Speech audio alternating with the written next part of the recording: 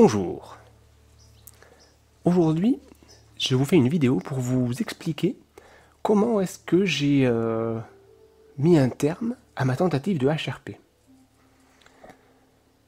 Il y aura plusieurs éléments. Certains éléments, je vais revenir passer rapidement dessus, soit parce qu'il n'y a pas grand-chose à dire, soit parce que ça vaut pas la peine de s'y attarder. Et il y a un élément, une semaine après, je suis allé sur place pour reprendre des images et j'essaierai d'incruster au montage les images que j'ai prises. Parce que c'est beau. Je suis en train de passer au-dessus de la mer des nuages. Là, à l'instant. Oh, c'est beau. Putain. Le pic doré qui se dégage juste derrière moi. Sujet que je vais évoquer rapidement. La batterie de mon... la fiche de mon chargeur de batterie qui s'est décrochée et qui a fait que je ne pouvais plus que décharger mes batteries, je ne pouvais plus les charger. Donc j'avais trouvé des solutions, mais ça aurait été galère et puis j'aurais utilisé l'électricité au minimum, donc ce qui veut dire très peu de vidéos et puis une gestion vraiment pas facile quoi. Toujours dans les petits éléments mais qui ont compté, j'avais un frottement au niveau du pied droit, enfin bon, on s'en fout, ce que j'avais prévu pour ma pharmacie convient, mais j'en avais pas pris assez, je pense. C'est-à-dire que j'avais ce qu'il faut, mais pour 15 jours, j'étais pas sûr. Puis j'avais testé mes chaussures, mais peut-être pas assez. La météo, les quelques jours avant, les 2 jours, les 2 premiers jours, j'avais les pieds trempés et ça m'a fatigué nerveusement. J'avais prévu de commencer ma HRP en mettant un bon coup physique et puis nerveusement, j'entends nerveux, une charge mentale. Souvent on entend nerveux d'une autre façon, là c'est dans le sens charge mentale. J'avais prévu ce début de HRP pour me détendre un petit peu du travail et tout. Et ça m'a mis un coup direct. J'avais sous-estimé la difficulté du début. Je comptais avoir cette difficulté, mais je pensais que je l'aurais un peu plus tard. Mon manque d'expérience de la pluie. Je marche depuis quelques années, mais pas tant que ça. Et il s'avère que j'ai tout le temps, normalement, un bol monstrueux avec la pluie. Enfin, une chance, si on considère que ne pas avoir de pluie, c'est de la chance. Donc là, j'ai découvert mes premières pluies vraiment costauds et genre sur 5 heures, et puis le lendemain, puis le sol constamment trempé, l'humidité quoi. Et c'est pareil, nerveusement ça m'a fatigué, puis j'ai fait des petites erreurs que je referai plus a priori. Des erreurs qui sont dues au manque d'expérience, comme le froid. Je connais un peu mieux le froid, et j'ai fait exactement le même type d'erreur. Je donne un exemple. Le matin du 3e jour, je mets mon pantalon à l'envers. Dans ma tente, là, j'enfile mon pantalon, je me dis... Puis je me dis, ça fera un test. Enfin, voilà quoi, Et bien en fait, ça me faisait comme un taille basse derrière, et de l'eau s'est infiltrée. Enfin bon... Là, je me suis dit, ok, tu manques d'expérience pour la pluie, quoi.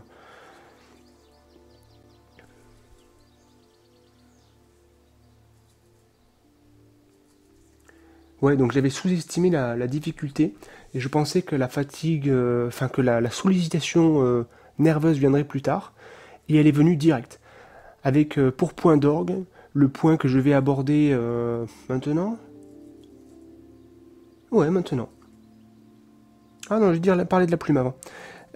J'ai trouvé cette plume juste avant la brèche d'Alupina dont je vais parler. Et c'est le petit plus qui a... C'est-à-dire que je collectionne les plumes, j'adore ça. J'ai toujours rêvé de trouver une plume de rapace dans les montagnes.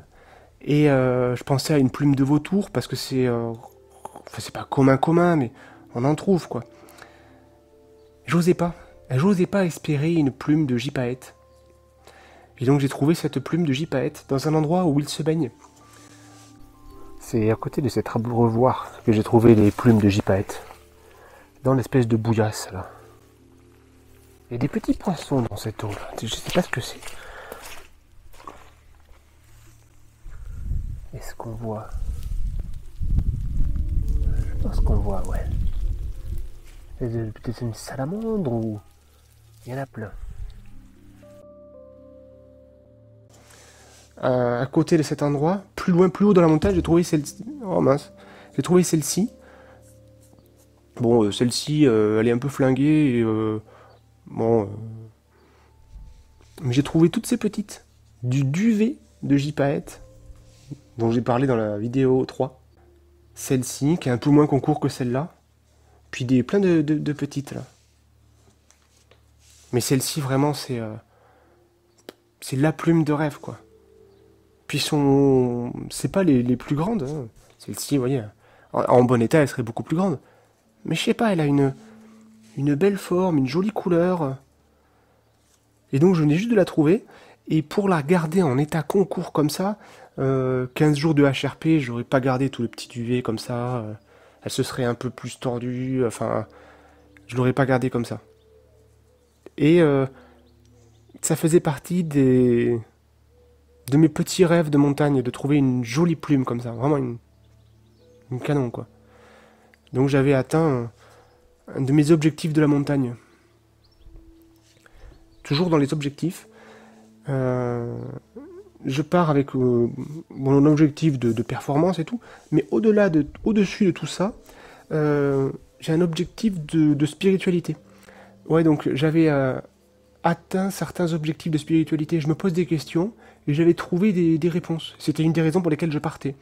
Donc ça a permis, comment dire, quand dans ma tête j'ai construit le fait que j'arrête, ça a aidé. C'est-à-dire que si j'avais pas construit ça, j'aurais eu plus de mal à lâcher prise, quoi. Et j'aurais été plus tenace, et peut-être que ça aurait été mieux, hein. Il s'avère que ça a été comme ça. Donc, j'avais cette charge... Alors, au niveau objectif spirituel, j'étais hyper content. J'avais là une impression d'avoir fini quelque chose. Au niveau charge mentale, j'étais un petit peu trop chargé. Et là, j'arrive juste avant le pic d'Ori sur la brèche d'Alupina. Un peu avant la brèche, je monte en direction de la crête qui précède la crête. Alors la montée, je m'éclate, enfin, j'ai un très bon souvenir et c'était agréable. J'arrive au niveau de la crête, là il y avait un vent, mais violent le vent, quoi. Je dirais 140 km/h, entre 120 et 140 km/h, je dirais. C'est-à-dire que sur la météo, c'était marqué à 50 km/h, mais vu la topographie, le vent venait de l'Espagne, allait vers la France, donc un vent du sud, et il se rabattait sur la montagne, et là où j'étais, je pense qu'il était bien entre 120 et 140. Je n'ose pas passer sur la crête comme on est censé passer, parce que le vent me souffle vers la France, et du côté français, tu as une falaise. Je passe un peu en contrebas. Et franchement, je suis pas tranquille, quoi. Le sol glisse avec la pluie. Vraiment, je suis pas serein, quoi. Et puis sur ma droite, c'est le vide aussi. Enfin, c'est le vide. Ouais, si, c'est le vide, quoi. C'est la pente, et puis ça descend loin, quoi. J'avance, j'arrive au niveau de la brèche. Au niveau de la brèche, je me dis, ok, à la fois, tu prends ton temps pour pas aller trop vite, et à la fois, faut pas trop se speeder parce que c'est pas cool comme endroit, quoi. La brèche d'Alupina est dans les nuages. Elle est pile dans les nuages, là. Et les pics d'Ori derrière.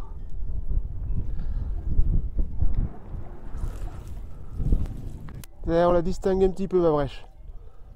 Ouais, cool. Ouais, super, on la voit. La brèche d'Alupina. J'ai le vide un peu des deux côtés.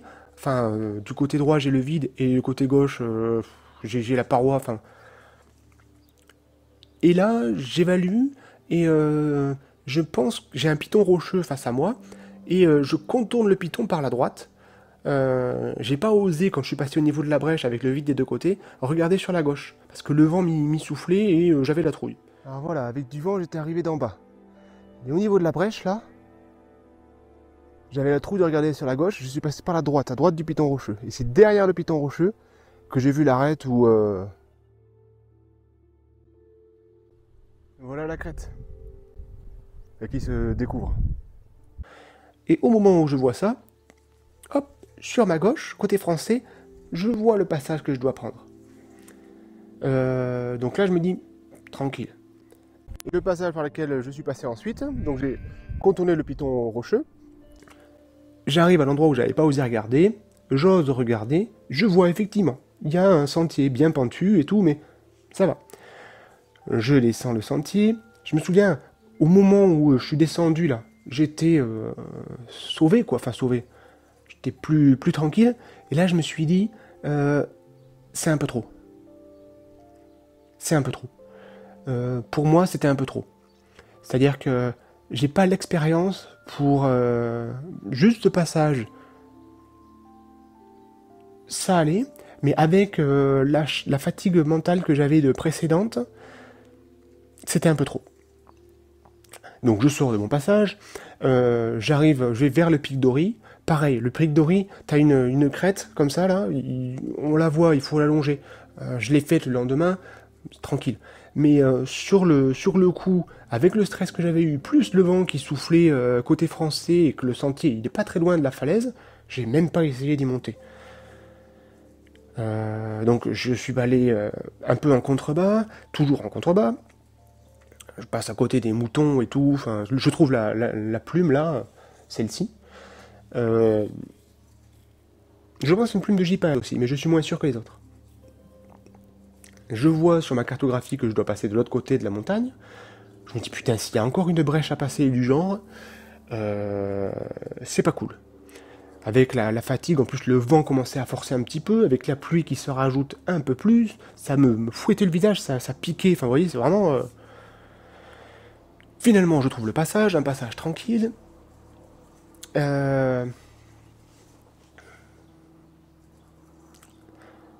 là donc, avec ce vent monstrueux, la pluie, mon pantalon qui était trop... que j'avais mal foutu là, l'eau qui s'est infiltrée. Et là je me suis dit, mais si tu claques des doigts et que tu as le pouvoir de rentrer chez toi, tranquille, avec ton lit, ton confort et tout, est-ce que tu le fais? Là je me suis dit oui. Puis je me suis dit, si tu te poses cette question, Damien, c'est peut-être que tu as envie d'arrêter. Et je me suis dit ok. Enfin là je pense que inconsciemment, là c'est bon, j'avais arrêté. Mais je me suis laissé un petit peu de temps de réflexion. Je suis redescendu un petit peu, je suis arrivé sur une route avec un tunnel. Je suis allé dans le tunnel pour me poser un peu, réfléchir, manger des cacahuètes. Hein. Il y a des motards qui arrivent, ils s'arrêtent en plein milieu du tunnel, donc je vais les voir pour leur demander s'ils ont un point de vue sur la météo. Et ils me disent qu'apparemment il y a 3 jours de pluie qui sont prévus. Donc merci, je retourne à ma place là tout seul, je réfléchis et je me suis dit que si j'avais d'autres zones comme ça, un peu techniques, avec ma fatigue, le mauvais temps, c'était dangereux. Et puis aussi, je me suis dit, t'as envie d'arrêter. Donc, tac, j'ai arrêté. Et dans ma tête, je me suis dit, ok, t'arrêtes. T'as envie d'arrêter, t'arrêtes. Pose pas de questions. La base, c'est de se faire plaisir. Moi, en montagne, c'est la première fois que j'ai envie d'arrêter. Normalement, je gère toujours bien la quantité de... Et là, c'est la première fois que j'ai l'envie d'arrêter. Et je dis tout le temps, si on a envie d'arrêter, il faut arrêter. On n'est pas au travail où on doit respecter des horaires et autres. Là, c'est censé, pour moi, j'essaie d'exprimer mon sentiment de liberté à travers ça. Donc, je vais pas m'astreindre Mais ça m'était jamais arrivé de devoir mettre en application ce que je dis là. Donc là, je me suis dit, enfin, rétrospectivement, je me suis dit ça. Sur l'instant, hop, j'ai réfléchi assez vite et je me suis dit, paf, t'arrêtes. Et puis rétrospectivement, je me suis dit, oh ben, je mets en application ce que je dis. Donc j'étais très content.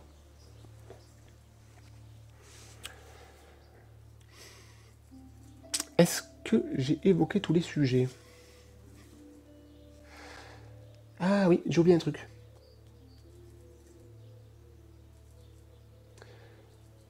Quand j'ai passé la brèche d'Alupina, là, j'ai pensé à Loïc. Pendant le GR400. Enfin, un peu après, et pendant que je réfléchissais. Je l'ai accompagné sur une zone technique, sur le GR400, qu'on est allé chercher nous-mêmes, tout seul, le Roc Taillade, le pic de Roc Taillade. Et on est monté sur le pic de Roc Taillade avec une petite cheminée et tout. Et sur le retour, une partie quand même assez costaud, voire costaud. Et Loïc, ça, moi ça a été, mais Loïc ça lui a mis un stress assez fort. Et je lui ai dit après coup que ça me semblait pertinent pour le reste du GR400 de ne pas se refaire de challenge comme ça. Pour qu'ils se permettent d'assimiler, de digérer ce qui s'est passé, la prise de risque, etc. Et moi, je me suis retrouvé dans la même configuration. C'est-à-dire que j'ai monté d'un level le, ma, mes, comment dire, mes aptitudes en montagne. Euh, ouais, on peut dire ça. Et je me suis dit, il me faut du temps. Il me faut du temps pour digérer. Et si je renchaîne direct avec des conditions difficiles, j'aurai pas ce temps-là. Donc ça aussi, ça collait avec l'idée d'arrêter. Enfin, tout coïncidait avec l'idée d'arrêter. Bon, prochaine vidéo, je vous parle de comment je prévois au niveau logistique et sportif. Enfin, c'est pas encore tourné, donc normalement c'est ça si je change pas mon, mon petit programme. La semaine prochaine.